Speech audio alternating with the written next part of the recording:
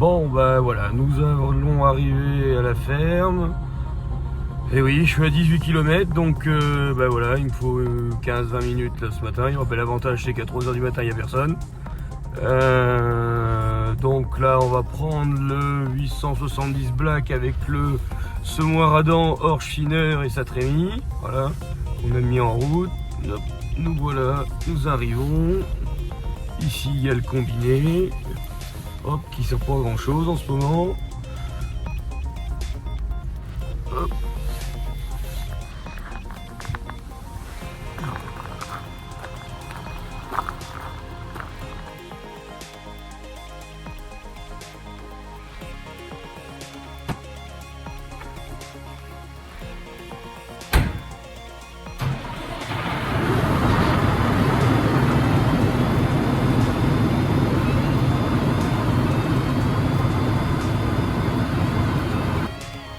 Bon, on est enfin dans le tracteur. Bon, alors là, il fait pas très froid ce matin. Il fait -2, -3. Bon, je pense qu'il va faire un peu plus frais parce que c'est la journée la plus fraîche de la semaine. Donc, c'est vrai qu'il va faire -4, -5 tout à l'heure et ça va nous permettre de semer dans de meilleures conditions. On sème une quantité de 200 kg/hectare, ce qui nous fait environ 500 grammes au mètre carré. Donc c'est une première pour moi de semer aussi dense. Mais bon, là on est le 9 janvier, voilà, donc c'est les premiers blés qu'on sème. On avait fait à peu près 25 hectares d'orge là en combiné. On avait fait une vidéo là avec les deux combinés, voilà, on avait essayé de semer nos contrats G4 en orge d'hiver, voilà, dans le mois de décembre. Bon c'est pas une grande surprise, il y a à peu près 2 tiers qui ont noyé, qui ont pourri. Voilà, le reste fait sillon, donc en fait il reste à peu près 8-9 hectares sur les 25 semés. Voilà, donc sur un bon 500-550 hectares à semer. Pour le moment on a 25 hectares en terre et donc 9 hectares et demi hier de semences certifiées qui nous serviront à renouveler notre semence fermière pour l'année prochaine. Voilà, on a pris le risque de les semer hier, bon les conditions n'étaient pas terribles. Je le rappelle, la plateforme s'en souvient encore, voilà, le nettoyage. Donc voilà, on va essayer de semer sur la gelée jusqu'à peu près 11h, 11h30, ça dépend, j'espère que ça va tenir plus longtemps, mais si ça ne tient pas plus longtemps, voilà, au moins on aura semé de 3h30 du matin à 11h. Voilà. Donc on aura fait une journée. Et après on ira au bureau parce que c'est la période du bureau avec comptabilité. Donc là je me dirige vers la parcelle, on va attaquer une parcelle de 8 hectares.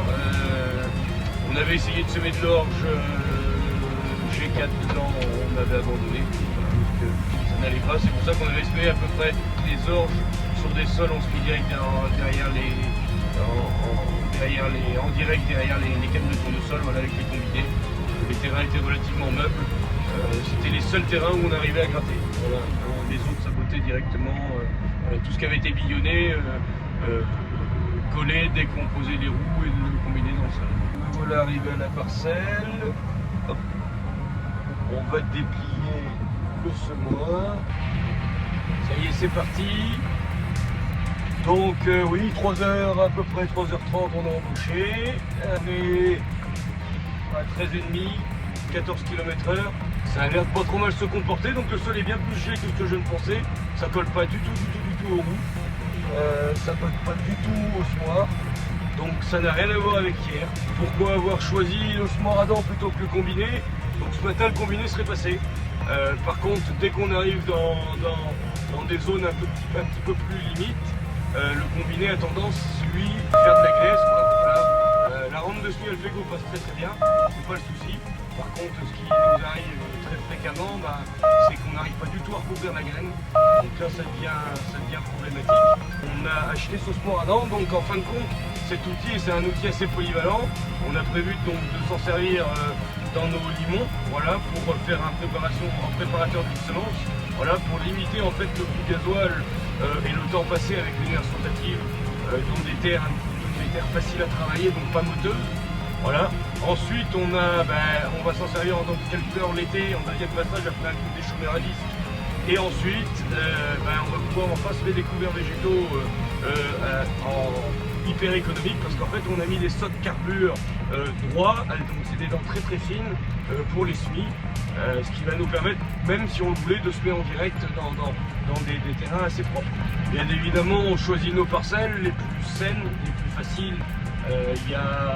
On a prévu de semer maximum 40% de la sole qui était prévue initialement, parce qu'en fin de compte on a des parcelles où c'est pas très praticable. Donc ça on abandonne. Plutôt que de faire du sale boulot et de semer goutte que goutte, on préfère densifier le semis maintenant sur les parcelles où on est sûr d'avoir un résultat et un potentiel. Alors certes il est déjà entamé parce que des semis de blé au mois de janvier, alors ça c'est déjà vu, on est le début janvier, mais c'est vrai que on a entamé une partie de notre résultat, mais bon, vaut mieux ça que rien du tout, parce qu'on va avoir besoin, c'est ce que je disais pour la rotation, on va avoir besoin d'une surface paille, sinon ça va être problématique, notamment pour répondre déjà aux exigences de la PAC. Et ensuite on a besoin de